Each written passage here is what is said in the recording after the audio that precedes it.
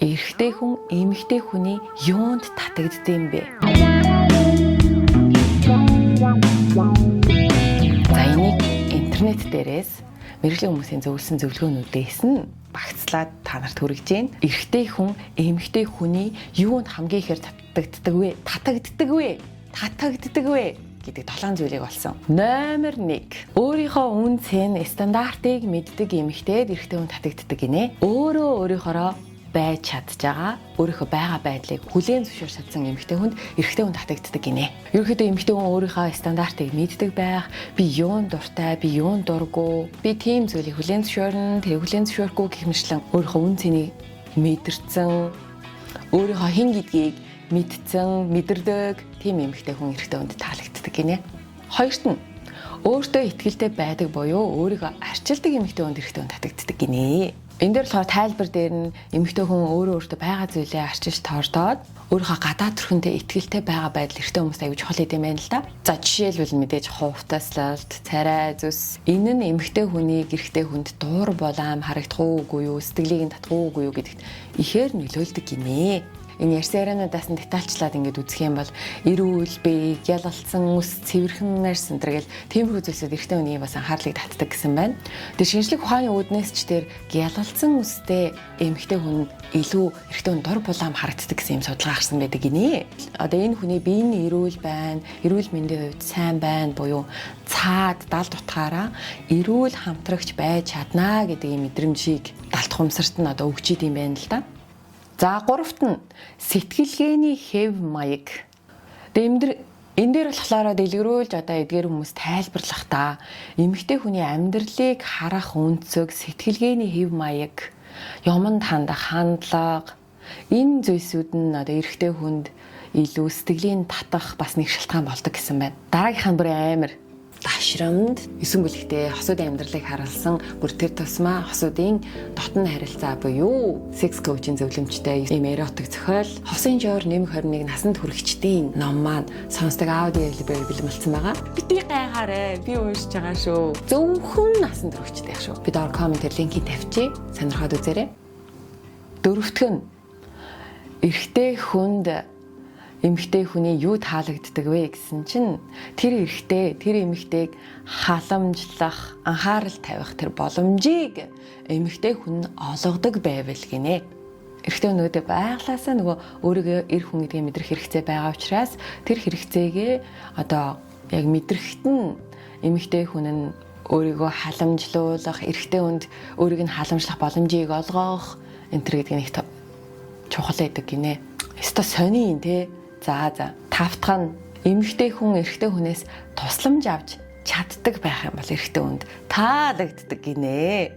Ер нь тэгээд эмэгтэй хүн ганцаараа угаасаа амьдарч чадна штэ. Гэхдээ энэ дээр илүү тайлбарлахтай болохоор өөрөө хийж чаддаг байсан ч гэсэн эрэгтэй хүн өөртөө туслах тэр боломжийг олгодог.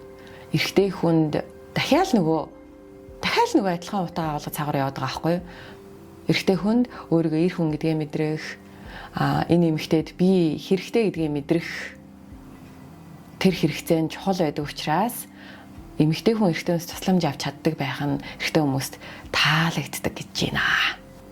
6-аад нь нээлттэй эмэгтэй хүнд эрэгтэй хүн татагддаг гинэ. Яагаад гэхээр харилцаандаа хан босгодог эмэгтэй хүнд эрэгтэй хүн нарийн дотн холбоо үүсгэх хэцүү юм байна л да.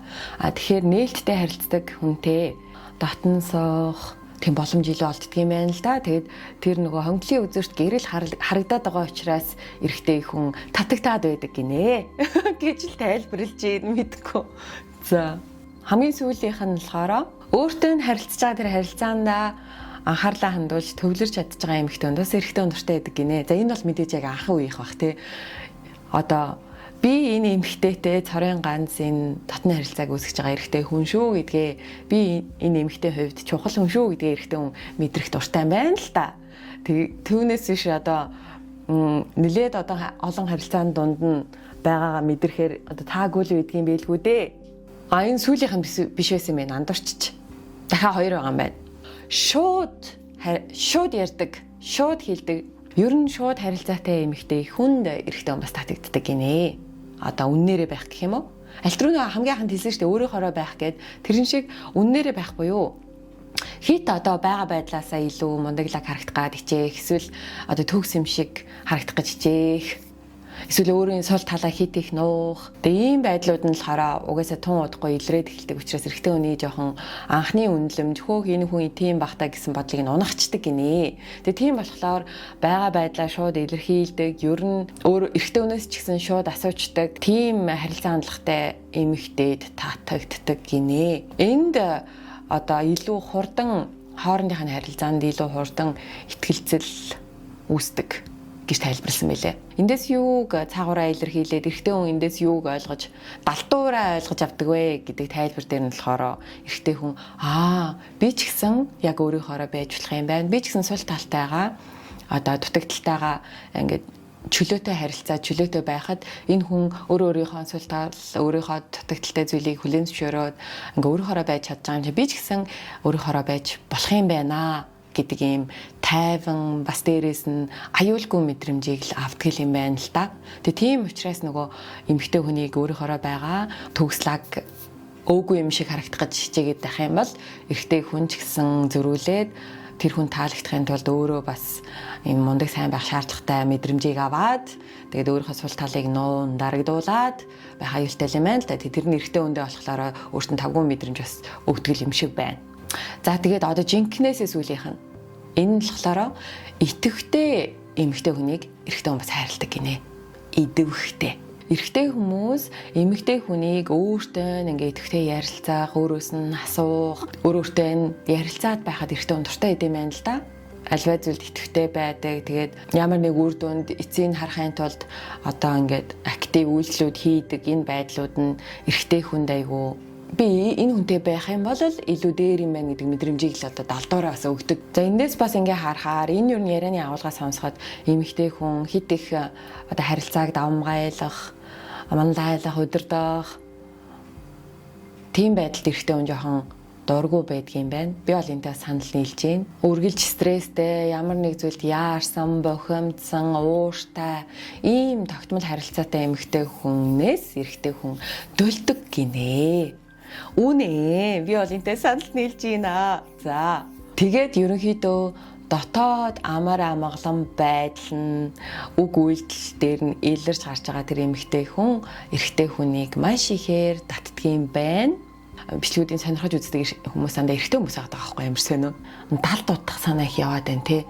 Тэгэхээр эрэгтэй хүн нэг талаараа ингээ байгаа эмэгтэй хүнийг хараад татагдаад байгаа боловч нөгөөтэйгүр далдуур өөрөө өөрийгөө бас тэндээс олж мэдрээд өөрийгөө үнцэнтэй гэдгээ, эр хүн гэдгээ, хин нэгэнд хэрэгтэй гэдгээ, өөрийгөө чаддаг гэдгээ, мэддэг гэдгээ мэдрээд байгаа байдал анзаарагдлаа л та. Тэр нэгсэндээ эмэгтэй хүнтэй харилцаа үүсгэж байхдаа бас давхар өөрөө өөрийнхөө тэр нөгөө хэрэгцээ шаардлага нь хангагдаад байгаа учраас айгу татагдаад байгаа юм байна шүү дээ. Саяны энэ ярьсан зүйлсүүд нь болохоор эрэгтэй хүнийг илүү урт удаан хугацаанд өөртөө татах, дурлуулах, хайрлуулах ийм одоо чухал хүчин зүйлсүүд гэж тайлбарлаад байгаа байхгүй. Тэгэхээр миний ингээ анзаарснаар бол энд бол одоо гуайлаг бие, одоо царайлаг царай, загварлаг хувцас, секси байдал, секси хувцлалт ч гэдэм үү тийм зүйлсүүд бол нэг дуртагцсангүй. Тэгээд би бол бодохдоо энэ бол нэг түрүү хугацааны эрэгтэй хүнийг татах одоо анхны харагдах байдлын зүйлсүүд юм болов гэж бодлоо. Тэгээд явандаа нь олон удаа уулзаад удаан хамт байгаад ирэхлээр эмэгтэй хүний дотоод байдал нэг чухал болох юм шиг байна. За тэгээд эмэгтэй хүнд ч гэсэн өөрийгөө мэдрэх хэрэгцээ, эрэгтэй хүний хажууд өөрийгөө эм хүн гэдгээ мэдрэх хэрэгцээ. Хүүе би ч нэрээ эмэгтэй хүн штэ. Надад ийм тусламж хэрэгтэй байсан билүү? Хөөх надад ийм халамж хэрэгтэй байсан билүү? Биш ээ. Солиорч байна. Эмэгтэй хүнд ч гэсэн бас л ямар ч ялгаа байхгүй эрэгтэй хүний хажууд байхдаа татагдах бас маш олон шалтгаанууд байгаа штэ. Тэгээ дээрээс нь эмэгтэй хүнд ч гэсэн эрэгтэй хүнээс мэдрэх хэрэгцээ, шаардлага бас байгаа. Гэр бүлийн харилцаан дээр ч гэсэн удаан хамт байгаад ирэхлээр маргаан гардаг асуудлууд бас энэ байж л байна. Чи намайг хүндэлсэнгүү, намайг сонссонгүй, чи өөрөө л дурандаа ингэчээд араас нь олон юм ярьлаа тэр гэж мэгэл одоо эрэгтэй хүний хэлдэг үгнүүд байдаг шүү. За тэр үгнүүд бол энэ өнөөдрийн энэ үдсэн бичлэгүүд дээр бол яг л байна л да. Стресстэй, байнга шүүмжлээл, уурлал, загнаал, юу хийгийг хэлээл гоншгоноол байгаа нөхцөлд эрэгтэй хүн бас амар залхдаг. Тэгэхээр яг энэ дээр ч гэсэн эрэгтэй хүний эмэгтэй хүнд татагдах шалтгаанууд гэдэг дээр эхний 1 2 3 байгаа. Эмэгтэй хүний тэр амьдралыг харах өнцөг, сэтгэлгээ, тэгээд амьдралаас enjoy хийж байгаа байдал, дотоод амар амгалан, эр хүнд өөрөө өөрийг нэдрүүлэх хэрэгцээ энэ гэл энэ дурдсан зүйлсүүд бол урт хугацаанд ч гэсэн гэр бүл болоод амьдрахад яг мэдвэл зохиох зүйлсүүд байна гэж би бол бодож байна. Дараагийн бичлэг дээр бол би эмэгтэй хүний эр хүнийг өөрөөсөө түлхдэг 10 зүйлс нь юу вэ гэж хайж үзнэ. Дараагийн бичлэг хүртэл баярлалаа.